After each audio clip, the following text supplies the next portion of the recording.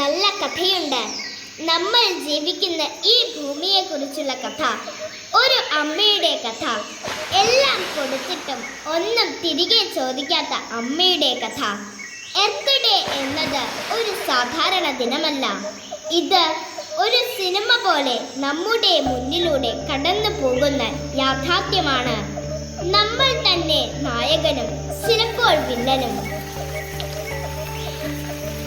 കാറ്റ് സംഗീതമാകുമ്പോൾ, മഴ പാട്ടാകുമ്പോൾ, പച്ചപ്പിന്റെ പശ്ചാത്തലത്തിൽ ജീവൻ നൃത്തം ചെയ്യുമ്പോൾ അതൊരു സ്വപ്നം പോലെ തോന്നും.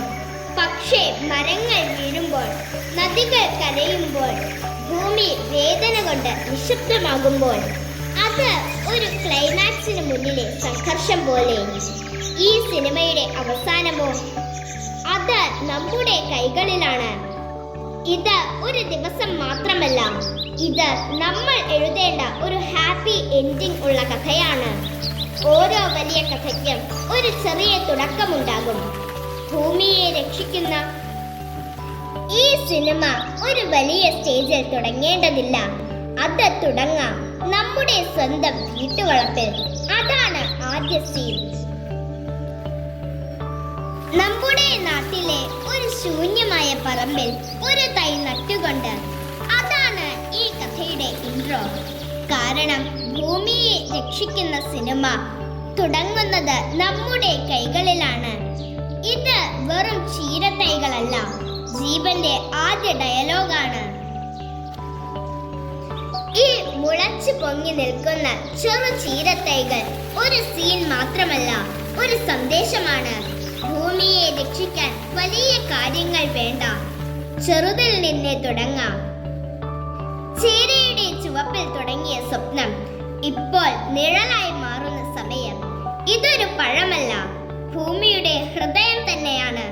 നമ്മൾ അനുഭവിക്കുന്ന ഈ മധുരം മണ്ണിന്റെ സഹനവും മഴയുടെ കരുണയും സൂര്യന്റെ ത്യാഗവും ചേർന്നതാണ്. ഇത് അമ്പഴം. ഇത് മധുരം മാത്രമല്ല, പുളിയും കഠിനതയും. ജീവിതം പോലെ തന്നെയാണ് ഭൂമിയും. മധുരവും പുളിയും ചേർന്നൊരു അനുഭവം. ഭൂമി നമുക്ക് എല്ലാം തരുന്നു, ഓരോ രുചിയും, ഓരോ അനുഭവവും. ഇത് ജാതി. ഇതൊരു സാധാരണ വിത്തല്ല, ഭൂമിയുടെ ഹൃദയത്തിൽ സൂക്ഷിച്ച ഒരു രഹസ്യം. ജാതിക്കയും ജാതിപത്രിയും.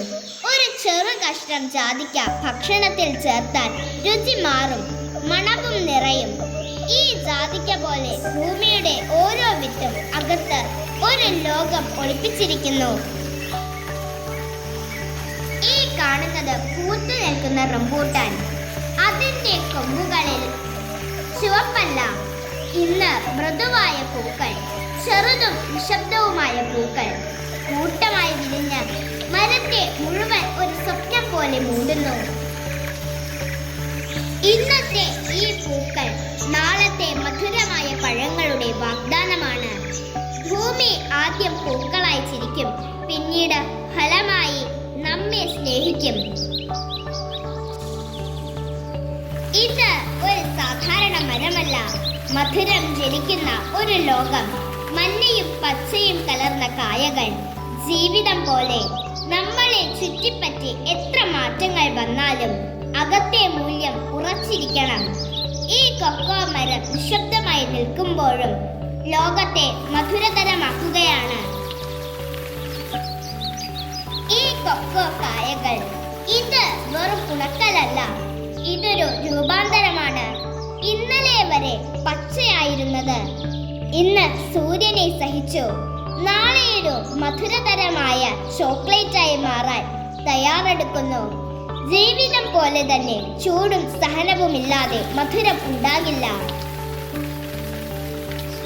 പശു വെറും ഒരു മൃഗമോ, അല്ലെങ്കിൽ ഭൂമിയുടെ ചക്രത്തിലെ ഒരു പ്രധാന ഭാഗമോ? പശു പുല്ല് മേയുന്നു, അത് മണ്ണിനെ സംരക്ഷിക്കുന്നു.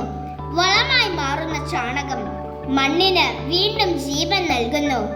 അങ്ങനെ കൃഷി ജീവിക്കുന്നു, മണ്ണ് ശക്തമാകുന്നു. പാൽ, വളം, ജീവചക്രം. പശു നൽകുന്നത് ഭക്ഷണം മാത്രമല്ല, ഒരു സമ്പൂർണ്ണ പരിസ്ഥിതി ബന്ധമാണ്. പശുക്കളെ സംരക്ഷിക്കുമ്പോൾ മണ്ണ് സംരക്ഷിക്കുന്നു, കൃഷി നിലനിൽക്കുന്നു, പ്രകൃതി സുസ്ഥിരമാകുന്നു. തുളസിയുടെ നൈർമല്യം, തുമ്പയുടെ പരിശുദ്ധി, റോസയുടെ സ്നേഹം, ചെത്തിയുടെ നിറപ്പകിട്ട്, ചെമ്പരത്തിയുടെ തിളക്കം, നടുവിൽ ഒരു തേന്മാവ്, അതിനെ വരിഞ്ഞ് മൃദുവായി പടർന്നു കയറുന്ന മുല്ലവള്ളി. ഇതൊരു പൂന്തോട്ടമല്ല, ഒരേ സംഗീതത്തിൽ ഒന്നിക്കുന്ന വ്യത്യസ്ത നിറങ്ങൾ, വ്യത്യസ്ത സുഗന്ധങ്ങൾ. ഭൂമി നമ്മോട് പറയുന്നു, വ്യത്യാസങ്ങൾ ഉണ്ടെങ്കിലും ഒരുമിച്ച് ജീവിക്കുന്നതിലാണ് ഭൂമിയുടെ സൗന്ദര്യം. പ്ലാവ്, മണ്ണിന്റെ മഹത്വം, കൊടുക്കാൻ മാത്രം അറിയുന്നൊരു ഹൃദയം, പുറത്ത് കഠിനം, അകത്ത് സ്നേഹം. പ്ലാവിനെ പോലെ നമ്മളും കൊടുക്കാൻ പഠിച്ചാൽ ഭൂമി എന്നും സമ്പന്നമാകും. ഈ കൃഷിയിടം, ഇവിടം ജീവന്റെ സംഗീതമാണ്. മണ്ണിൽ നനവ്, കാറ്റിൽ പച്ചപ്പിന്റെ മണം, വ്യത്യസ്തമായ വിളകൾ, പക്ഷേ ഒരേ മണ്ണിൽ ഒരുമിച്ച്. ഭൂമി ഒരാളെ മാത്രം പോറ്റുന്നില്ല, എല്ലാവരെയും ഒരുപോലെ സ്നേഹിക്കുന്നു. ഈ കൃഷിയിടം പോലെ വ്യത്യസ്തതകളെ ചേർത്ത് പിടിക്കുമ്പോഴാണ് ഭൂമി പൂർണ്ണമാകുന്നത്. ഇന്നലെ വരെ സ്വർണ്ണ നിറത്തിൽ തിളങ്ങിയ നെൽപ്പാടം ഇന്ന് കൊയ്ത്തിനു ശേഷം നിശബ്ദമായി കിടക്കുന്നു. വിണ്ടുകീറിയ പാടത്ത് പൊടിച്ചു നിൽക്കുന്ന നെൽത്തണ്ടുകൾ കാലത്തിന്റെ സാക്ഷികൾ പോലെ. ഇത് ശൂന്യതയല്ല, പൂർത്തിയായ ഒരു കഥയാണ്. ഒരു വിളവ്, ഒരു ജീവിതം. പാടം ശാന്തമായി വിശ്രമിക്കുകയാണ്. അടുത്തൊരു തുടക്കത്തിനായി. ഓത്തിന്മേൽ കൊക്കുകളുടെ സ്നേഹം, പരസ്പരം ആശ്രയിച്ചൊരു ബന്ധമാണിത്. ഒരാൾക്ക് ആഹാരം, മറ്റൊരാൾക്ക് ആശ്വാസം. പ്രകൃതിയിൽ ഓരോ ജീവനും മറ്റൊരാളുടെ ഭാഗമാണ്. ഇത് ഒരിക്കൽ നിറഞ്ഞു കവിഞ്ഞ് ഒഴുകിയിരുന്ന നീരിന്റെ ഓർമ്മകൾ. വേനലിൽ നഷ്ടമായ ഒരു ശ്വാസം. നമ്മൾ സംരക്ഷിക്കാത്തപ്പോൾ പ്രകൃതി നിശബ്ദമാകുന്നു. ഈ വരണ്ട തോട്, ഇതൊരു മുന്നറിയിപ്പാണ്. ഭൂമിയെ സംരക്ഷിക്കാൻ ഇന്നു തന്നെ തുടങ്ങണമെന്ന്. കാഴ്ചയ്ക്ക് മാത്രമായി ശരീരത്തിൽ കൃത്രിമമായി വരച്ചു പിടിപ്പിക്കുന്ന ടാറ്റുവിനെ വെല്ലുന്ന പ്രകൃതിയുടെ സ്പർശം. ഇത് പ്രകൃതി നമുക്കായി പതിപ്പിക്കുന്ന ഉപ്പുകൾ. ഈ ടാറ്റു വരച്ചത് മഷിയാലല്ല, പ്രകൃതിയാലാണ്. പുളിയും ചിരിയും ചേർന്നൊരു ബാല്യത്തിന്റെ ഓർമ്മ.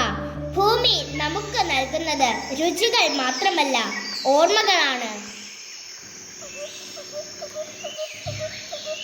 ഈ ഭൂമിയെ നിലനിർത്താൻ ചിലതിനെ സംരക്ഷിക്കണം, ചിലതിനെ ഒഴിവാക്കണം, ചിലതിനെ പുനരുപയോഗിക്കണം.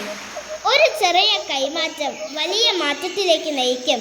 ഉത്തരവാദിത്വത്തിന്റെ ശാന്തത നിറഞ്ഞ മുഖവുമായി എത്തുന്ന ഹരിതകർമ്മസേന. ഇതൊരു കൈമാറ്റമല്ല, ഭൂമിയോടുള്ള ഒരു വാഗ്ദാനം. പ്ലാസ്റ്റിക് ശരിയായ കൈകളിൽ എത്തുമ്പോൾ അത് ഒരു മാലിന്യമല്ല, മാറ്റത്തിനുള്ള ഒരു അവസരമാണ്.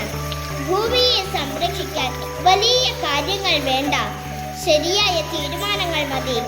ജൈവ മാലിന്യങ്ങൾ പ്രകൃതിക്ക്, അജൈവ മാലിന്യങ്ങൾ ഹരിതകർമ്മസേനയ്ക്ക്. ഹരിതകർമ്മസേനയ്ക്ക് കൈമാറുന്ന ഓരോ പ്ലാസ്റ്റിക്കും ഭൂമിയെ കുറച്ചുകൂടി ശുദ്ധമാക്കുന്ന ഒരു പടിയാണ്. പുനരുപയോഗം, പുതിയ വരവേൽപ്പ്.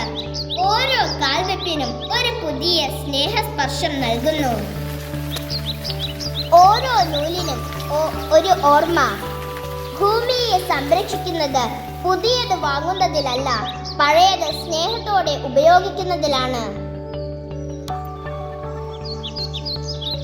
ചീരയുടെ പച്ചപ്പും മാവിന്റെ നിഴലും മാങ്ങയുടെ മധുരവും പൂക്കളുടെ സുഗന്ധവും കൃഷിയിടത്തിന്റെ ജീവനും തൊഴുത്തിന്റെ സ്നേഹവും വറ്റിയ തോടിന്റെ വേദനയും എല്ലാം ഒരുമിച്ച് ഒരു കഥയായി. ഇത് ഈ ഭൂമിയിലെ നമ്മുടെ ജീവിതമാണ്. ഭൂമി നമുക്ക് എല്ലാം തന്നു. നമ്മൾ എന്താണ് തിരികെ നൽകുന്നത്? ഭൗമദിനം നമ്മെ ഓർമ്മിപ്പിക്കുന്നു. ഭൂമി നമ്മുടെ സ്വന്തമല്ല, നാം ഭൂമിയുടെ ഭാഗമാണ്. നാം ശ്വസിക്കുന്ന വായുവും കുടിക്കുന്ന വെള്ളവും ഭക്ഷിക്കുന്ന അന്നവും എല്ലാം ഭൂമിയുടെ സമ്മാനങ്ങളാണ്. പക്ഷേ അവയെ നാം സംരക്ഷിക്കാതെ പോയാൽ ഈ സൗന്ദര്യം ഒരു ഓർമ്മയായി മാത്രം മാറും. ഭൂമിയെ സംരക്ഷിക്കുന്നത് നമ്മുടെ ഭാവിയെ സംരക്ഷിക്കുന്നതിന് തുല്യമാണ്.